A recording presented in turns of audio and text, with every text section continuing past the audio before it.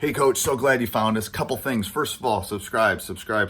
We love those people that subscribe. That's the first thing. Second thing is go over and check out teachhoops.com for coaches who want to get better. Let me help you win more games, less time, 30 plus years of coaching. Come join our community. It is unbelievable. There's nothing else like it. 14-day free trial. It's the only place you'll find that on the web.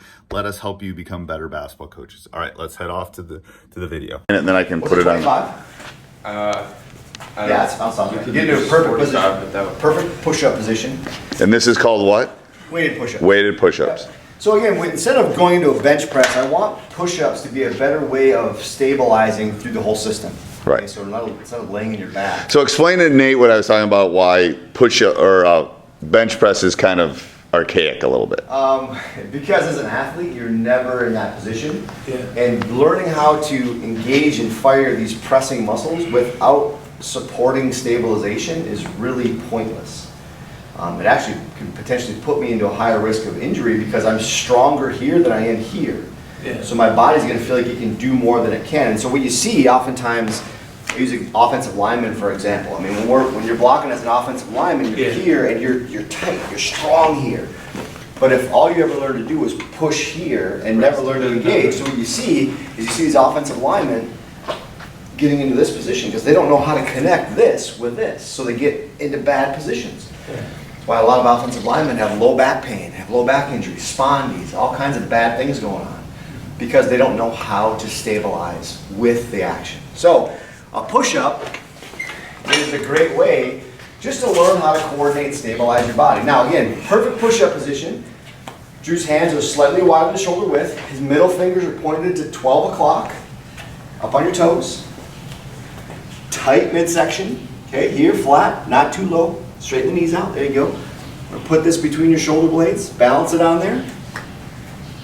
Now your hands are a little high, get your hands down about your shoulders, a little bit lower. Okay, good, now come out of that plank, good, right there. And where do you put it? You put it on the shoulder blades? Yeah, right between the shoulder blades. And then up, all the way down to the floor if you can. All the way down to the floor if you can, tight, good, another one. Good, back up. So that could be, I mean, for him, that's, how many could you do there, Drew? 4, 5, 6, maybe 5 maybe? Yeah. That's a pretty heavy exercise. Yeah. I think of a 5 rep max, that's a pretty stiff exercise. So if it's... Is there any point in which you add weight? So let's say you're talking to like a junior or senior. Would you go more weight or would you do more reps? Think about that. No, well, it depends on the phase that I'm in, right? So okay. If I'm in the kind of off-season phase, early off-season, I'm trying to build work capacity, I might have more reps. Okay. If I'm getting closer to that preseason where I want to start building power in the preseason, I'm going to work on more resistance, less reps, so I can transfer that into power. Okay. So it really depends. So over the summer, we would want more reps? You start early with reps, and toward the end of the summer, you start decreasing reps to start getting stronger. Okay. And now, so do you decrease reps and add weight? Yeah, or yes. Yeah. Okay. I mean, you're always trying to work around 90% functional intensity. Okay. So what I mean by functional intensity is that for Drew, he did 3 reps, he probably could have done 5. Let's say that's 60% functional intensity. Right. Okay.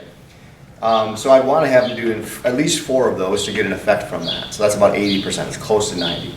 But if we put 5 pounds on his back, and he could do 15, but we had him do 12, right?